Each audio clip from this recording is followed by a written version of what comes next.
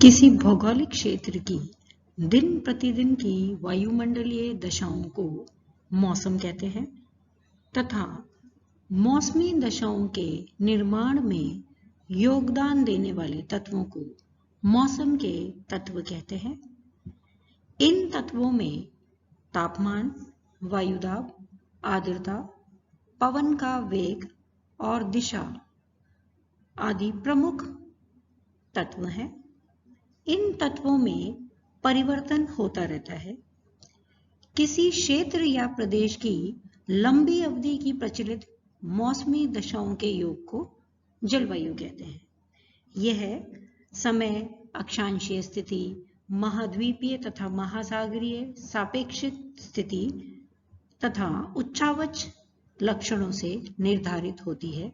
ये हम अपने पुराने वीडियोस में देख चुके हैं।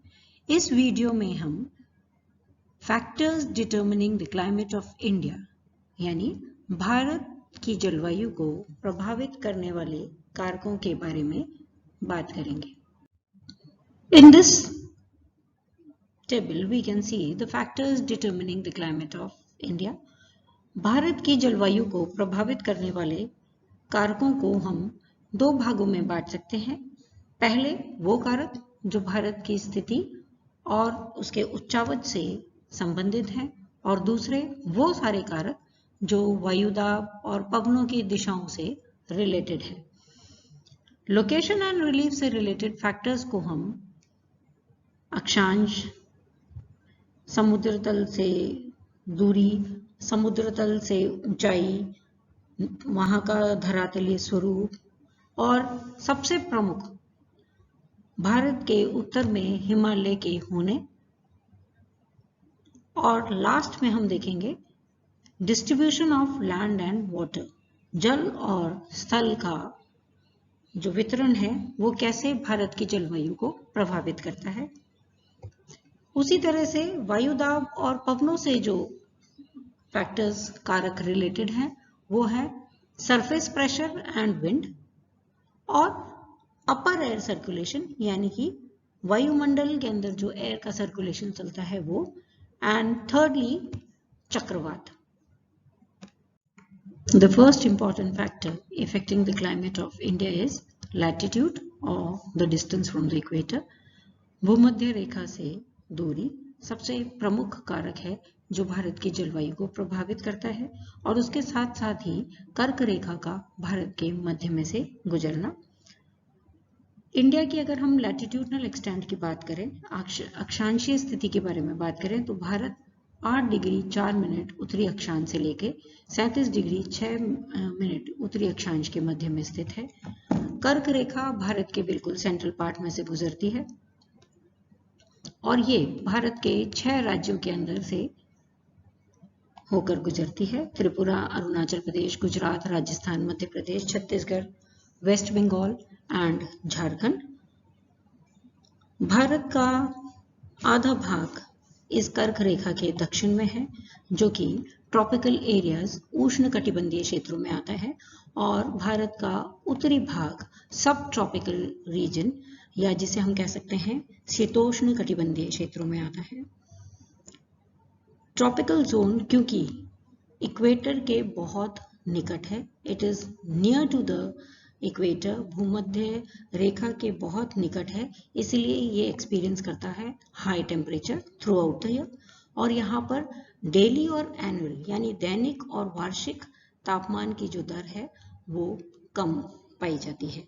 उसके साथ साथ ही हम देखेंगे कि भारत का जो उत्तरी भाग है और जो कर्क रेखा के उत्तर में स्थित है वो इक्वेटर से दूर हो जाता है और यहाँ पर एक्सट्रीम क्लाइमेट्स पाए जाते हैं। एक्सट्रीम क्लाइमेट को हम समझा सकते हैं कि high daily range and annual range of temperature, दैनिक और वार्षिक तापमान अंतर की जो दर है वो अधिक पाई जाती है।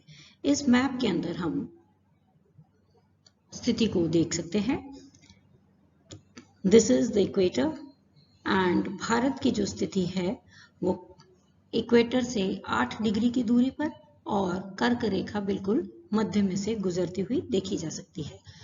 In the second map we can see the situation of India with extend या in reference to the world, और कर्क रेखा और ट्रॉपिक ऑफ कैप्रिकॉर्न मकर रेखा जो है, उनके आधार पर भारत पूरे वर्ल्ड को अलग अलग जोन अंदर बांटा जा सकता है।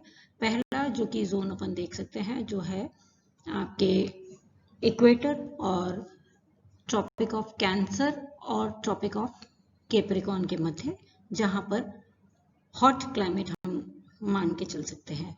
दूसरा ट्रॉपिक ऑफ कैंसर से लेके आपका पोलर रीजन्स तक वार्म क्लाइमेट, और पोलर रीजन के ऊपर जहां पर हाई प्रेशर पाया जाता है वहां पर ठंडी जलवायु पाई जाती है। With the help of this figure, we'll try and understand how the latitudes affect the amount of solar radiation. सूर्य की किरणों का झुकाव किस तरह से किसी भी स्थान की जलवायु को प्रभावित करता है। 0 डिग्री इक्वेटर या भूमध्य रेखा पर हम देखेंगे कि सूरज की किरणें बिल्कुल सीधी पड़ती हैं। द सनलाइट और the solar radiation is direct on the equator, और क्योंकि ये सीधी रेखाएं हैं, लांबिक किरणें हैं, इसीलिए इनको कम क्षेत्रफल को गर्म करना पड़ता है। इसीलिए प्रति इकाई सूर्यताप अधिक होता है। और जैसे जैसे हम ट्रॉपिक ऑफ कैंसर और ट्रॉपिक ऑफ कैप्रिकॉर्न की तरफ जाते हैं, यानी कर्क रेखा और मकर रेखा की तरफ बढ़ते हैं, वैसे वैसे ये किरणें तिरछी होती जाती हैं, और तिरछी जो किरणें हैं उनको अधिक क्षेत्रफल पर फैलना होता है और अधिक क्षेत्रफल को गर्म करना पड़ता है। इसीलिए उनसे प्रति इकाई सूर्यताप कम प्राप्त होता है। उसी तरह से जैसे जैसे हम 90 डिग्री नॉर्थ पोल और 90 डिग्री साउथ पोल की तरफ जाते हैं, वैसे वैसे इन सूरज की किरणों का जो तिरछापन है वो बढ़ता जाता है, और पोल्स की तरफ जाते जाते सूर्यताप कम होता जाता है, और ये किसी भी स्थान की जलवायु को प्रभावित करने का प्रमुख कारण होता है।